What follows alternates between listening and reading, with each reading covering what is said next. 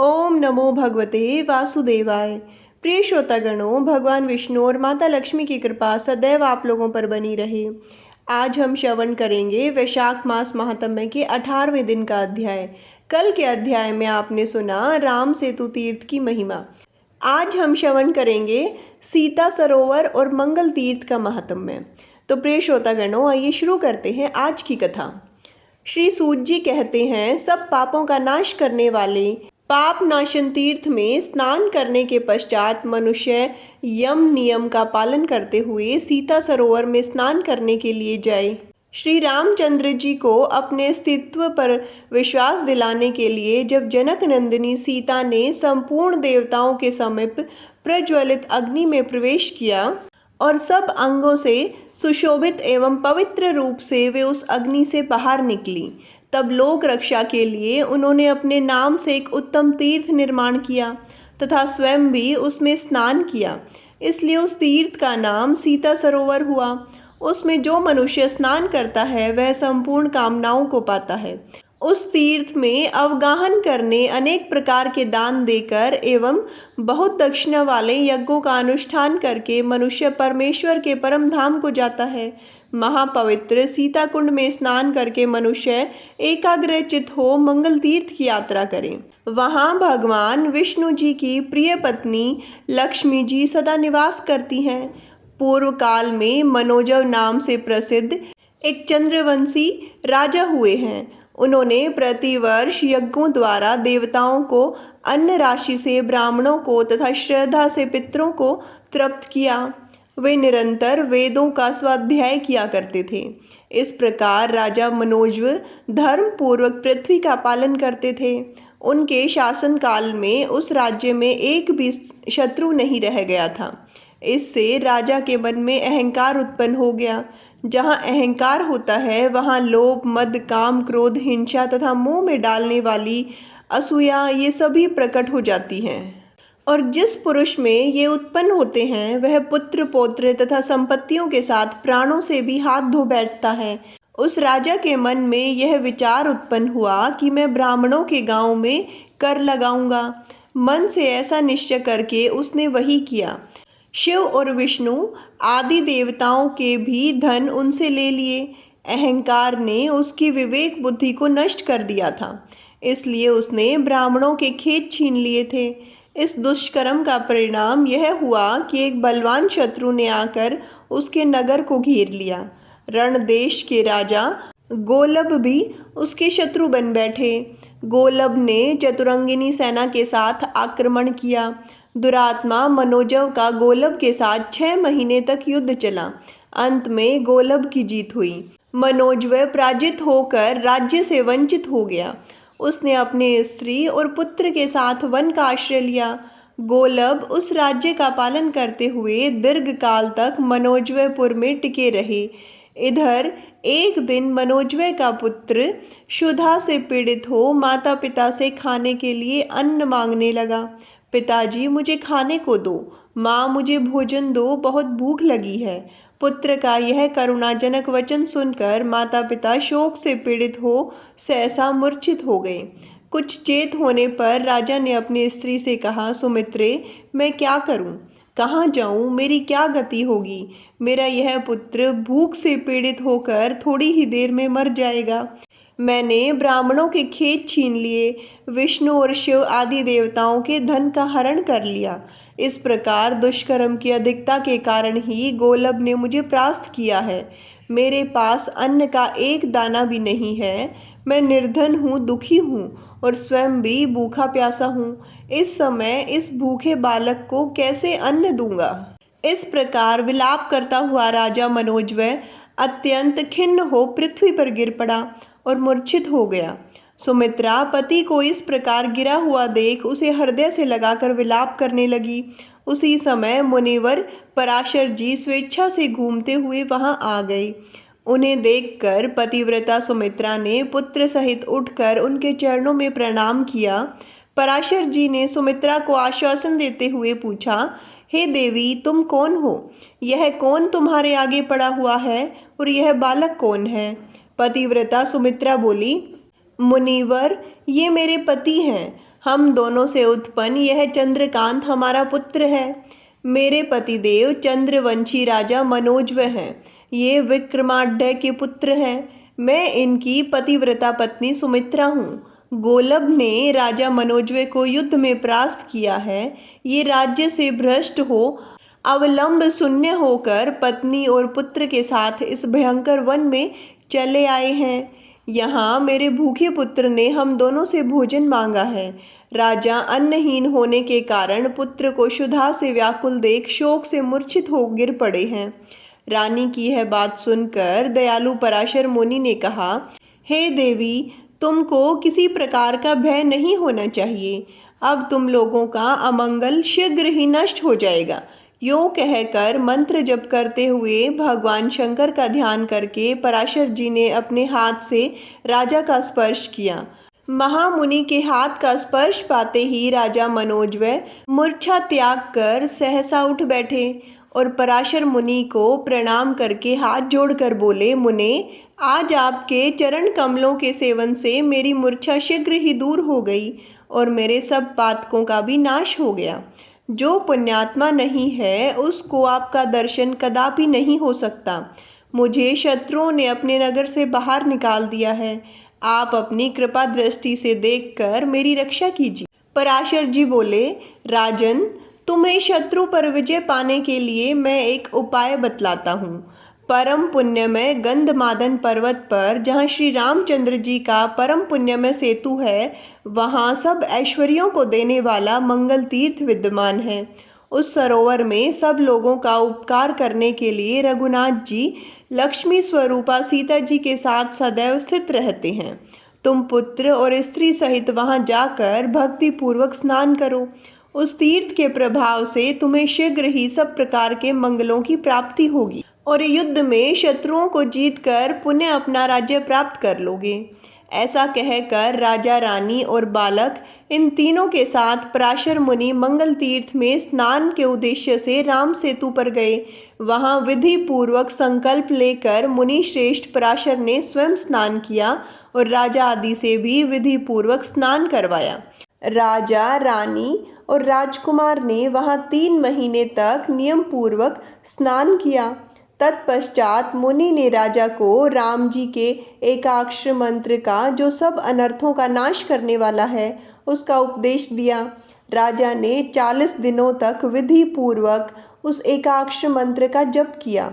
इस प्रकार मंत्र जपते हुए राजा के आगे एक सुदृढ़ धनुष प्रकट हुआ, जो अक्षय तरकश सोने की मुठ वाली 2 तलवारें, एक ढाल, एक गदा, एक उत्तम मूसल, एक भयंकर शब्द करने वाला शंख, एक घोड़ों से जुता हुआ रथ, सारथी, पताका, अग्नि के समान प्रकाशमान सुवर्णमय कवच, हार, केयूर, मुकुट और वल्लय आदि आभूषण, सहस्त्रों दिव्य वस्त्र और दिव्य माला, ये सब वस्तुएं उस तीर्थ से प्रकट हुई। यह सब देखकर राजा ने मुनि से निवेदन किया।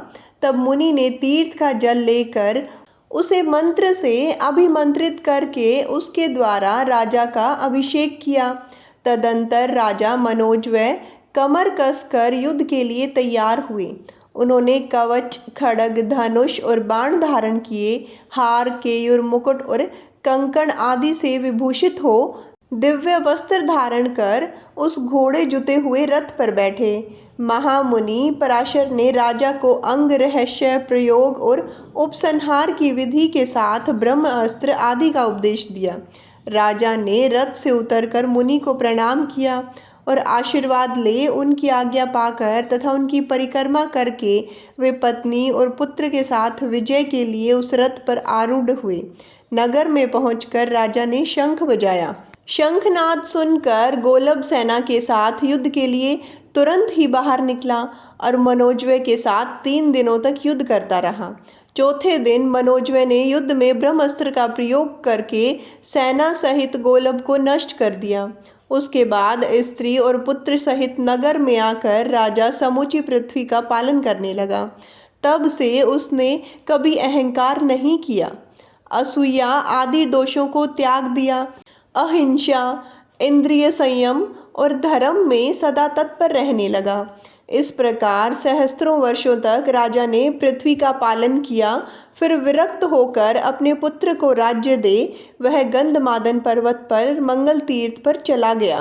हृदय में भगवान सदाशिव का ध्यान करते हुए तपस्या में संलग्न हो गया। तदंतर थोड़े ही समय में शरीर त्याग कर मनोजव ने उस तीर्थ के महात्म्य से शिवलोक को प्रस्थान किया। उसकी पत्नी सुमित्रा भी उसके शरीर का आलिंगन करके चिता पर आरूढ़ हो गई और पति लोक को प्राप्त हुई। इसलिए मंगल तीर्थ सर्वथा प्रयत्न करके सेवन करने योग्य है। यह तीर्थ अतिशय सुंदर एवं कल्याणमय है, मनुष्यों को सदा भोग और मोक्ष देने वाला है। पाप राशि रूपी तिनकों और रुई के ढेर को जलाने के लिए अग्नि के समान है। इसका मोक्ष के लिए सब लोग सेवन करते हैं। श्री सूत जी कहते हैं, मंगल नामक महातीर्थ में स्नान करके पाप रहित हुआ मनुष्य एकांत रामनाथ नामक उत्तम क्षेत्र में जाएं। वहाँ समस्त लोगों पर अनुग्रह करने की इच्छा से जगदीश्वर भगवान श्री रामचंद्र जी सीता, लक्ष्मण तथा हनुमान आदि वानरों के साथ सदा निवास करते हैं।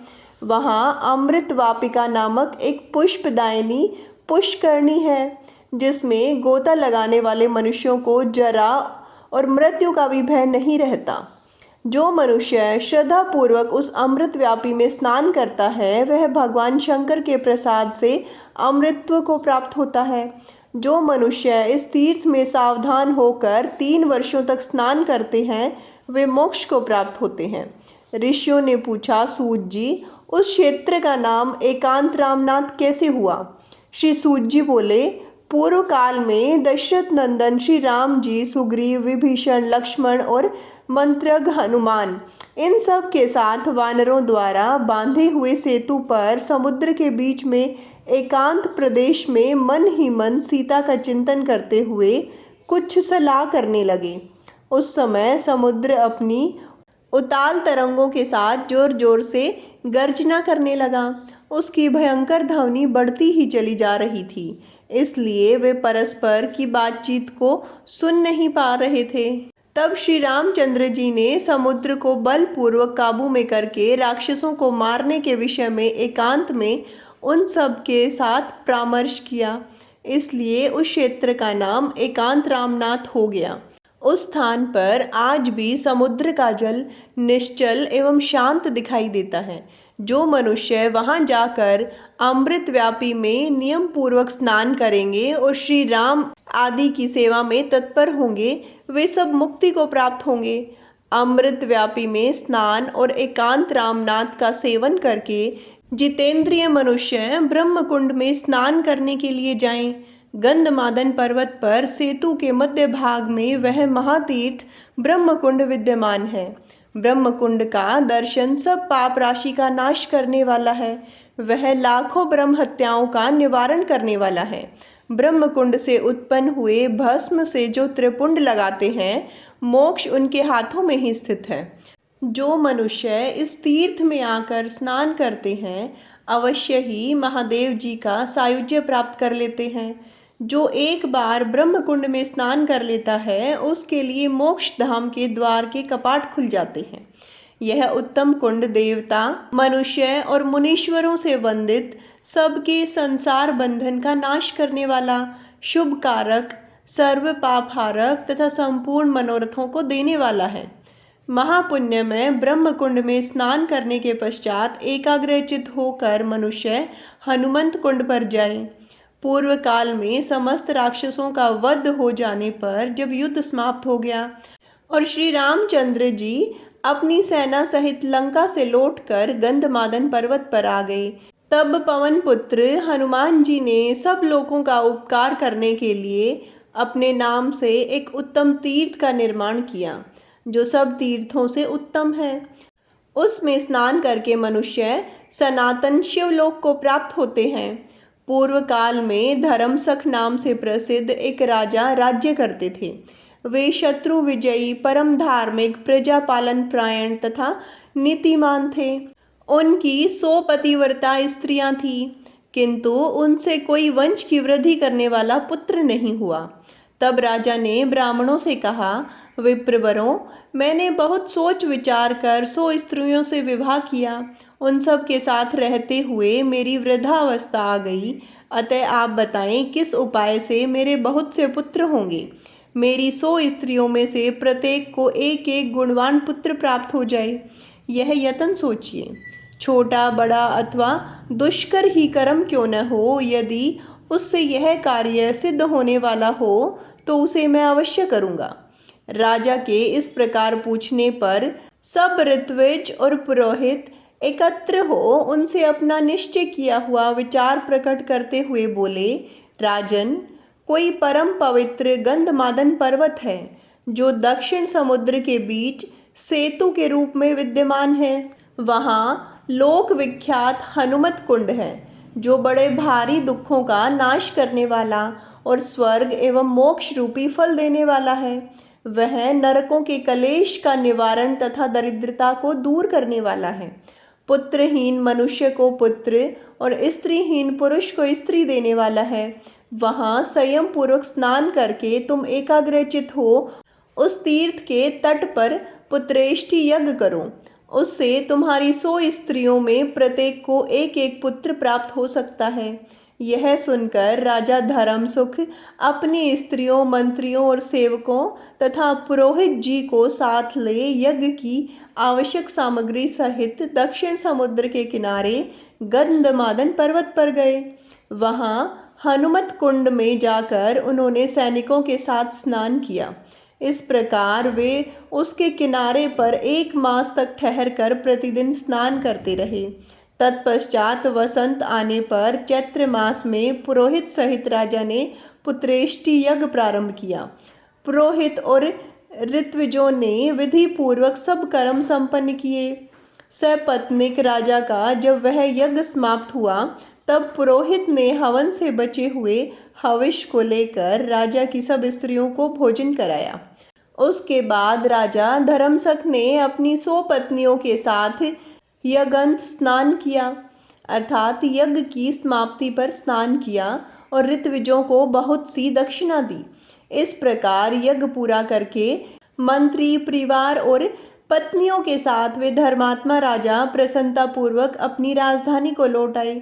कुछ समय में जब 10वां मास व्यतीत हो गया तब उन 100 स्त्रियों ने 100 गुणवान पुत्रों को जन्म दिया। ब्राह्मणों, जब वे सब पुत्र बढ़कर युवा हुए तब राजा ने उन्हें राज्य बांट कर दे दिया और स्वयं अपनी स्त्री के साथ गंधमादन पर्वत पर हनुमत कुंड के किनारे जाकर तपस्या करने लगे। भगवान शंकर का ध्यान करते हुए तपस्या में तत्पर हुए राजा को जब वहां बहुत समय व्यतीत हो गया तब एक दिन वे मृत्यु को प्राप्त हुए। राजा की पत्नियों ने भी उन्हीं का अनुसरण किया। राजा के ज्येष्ठ पुत्र सुचंद्र ने पिता माता का दाह संस्कार करके श्रद्धा पूर्वक श्राद्ध पर्यंत सब कर्म किए। राजा पत्नियों सहित वैकुंठ लोक में गए। सुचंद्र आदि सब महातेजस्वी राजकुमार आपस में ईर्ष्या द्वेष का त्याग करके अपने अपने राज्य का उपभोग करने लगे। अतः समस्त कामनाओं की सिद्धि के लिए मनुष्य हनुमान जी के कुंड में स्नान करें। हनुमत कुंड में स्नान करने के पश्चात एकाग्रचित होकर अगस्त्य तीर्थ में जाए।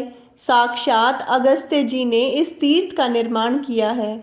एक समय की बात है, अगस्त्य जी दक्षिण के देशों में भ्रमण करते हुए गंधमादन पर्वत पर गए। वहां गंधमादन का महात्म्य जानकर महर्षि अगस्त्य ने अपने नाम से यह महापुण्य तीर्थ बनाया। वे आज भी अपनी धर्मपत्नी लोपामुद्रा के साथ वहां निवास करते हैं। उनमें स्नान और जलपान करके मनुष्य पुनर्जन्म का भागी होता है। प्रिय श्रोतागणों, आज की कथा यही संपन्न होती है।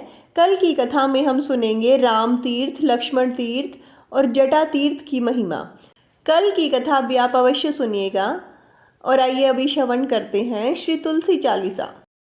श्री तुलसी महारानी करूं विनय सिर नाय, जो मम हो संकट विकट दीजिए मात नशाय। नमो नमो तुलसी महारानी, महिमा अमित न जाए बखानी। दियो विष्णु तुमको सन्माना, जग में छायो सुयश महाना। विष्णु प्रिया जय जयति भवानी, तिहु लोक की हो सुख खानी। भगवत पूजा कर जो कोई, बिना तुम्हारे सफल न होई। जिस घर तव नहीं होए निवासा, उस घर करहि विष्णु नहीं बासा। करे सदा जो तव नित सुमिरन, तही के काज होई सब पूरन। कार्तिक मास महात्म्य तुम्हारा, ताको जानत सब संसारा। तव पूजन जो करे कुमारी, पावे सुंदर वर सुकुमारी। करे जो पूजन नित प्रति नारी, सुख संपत्ति से होई सुखारी। वृद्धा नारी करे जो पूजन, मिले भक्ति होवे पुलकित मन। श्रद्धा से पूजे जो कोई, भवनिधि से तर जावे सोई। कथा भागवत यज्ञ करावे, तुम बिन नहीं सफलता पावे। छायो तब प्रताप जग भारी, ध्यावत तुम ही सकल चितधारी। तुम ही मात यंत्रन तंत्रन, सकल काज सिद्धि होवे क्षण में। औषधि रूप आप हो माता, सब जग में तव यश विख्याता। देव ऋषि मुनियो तपधारी, करत सदा तव जय जयकारी। वेद पुराणन तव यश गाया, महिमा अगम पार नहीं पाया। नमो नमो जय जय सुख करणी, नमो नमो जय दुख निवारणी। नमो नमो सुख संपत्ति देनी, नमो नमो अग काटन छेनी। नमो नमो भगतन दुख हरनी, नमो नमो दुष्टन मद छेनी। नमो नमो भव पार उतारनी, नमो नमो प्रलोक सुधारनी। नमो नमो निज भक्त उभारनी, नमो नमो जन काज सवारनी। नमो नमो जय कुमति नशावनी, नमो नमो सुख उपजावनी। जयति जयति जय तुलसी माई, ध्याऊं तुमको शीश नवाई। निज जन जानी मोहि अपनाओ, बिगड़े कारज आप बनाओ। करूँ विनती मैं मात तुम्हारी, पूर्ण आशा करहूँ हमारी। शरण चरण कर जोरी मनाऊं, निश दिन तेरे ही गुण गाऊं। करहूँ मात अब मोह पर दाया, निर्मल होए सकल मम काया। मांगू मात यह वर दीजे, सकल मनोरथ पूर्ण कीजे। जानू नहीं कुछ नेम अचारा, क्षमहूँ मात अपराध हमारा। 12 मास करे जो पूजा, तासम जग में और न दूजा। प्रथम ही गंगा जल मंगवावे, फिर सुंदर स्नान करावे। चंदन अक्षत पुष्प चढ़ावे, धूप दीप नैवेद्य लगावे। करे आचमन गंगा जल से, ध्यान करे हृदय निर्मल से। पाठ करे फिर 40 की, स्तुति करे मात तुलसा की। यह विधि पूजा करे हमेशा, ताके तन नहीं रहे कलेशा। करे मास कार्तिक का साधन, सेवे नित पवित्र सिद्ध हुई जाही। है यह कथा महासुखदाई, पढ़े सुने सो भव तर जाई। तुलसी मैया तुम कल्याणी, तुम्हारी महिमा सब जग जानी। भावन तुझे माँ नित नित ध्यावे, गा गा कर माँ तुझे रिझावे। यह श्री तुलसी चालीसा, पाठ करे जो कोय। गोविंद सो फल पावही, जो मन इच्छा होय। प्रेम से बोलिए तुलसी मैया की जय, लक्ष्मी माता की जय, भगवान श्री हरि विष्णु की जय।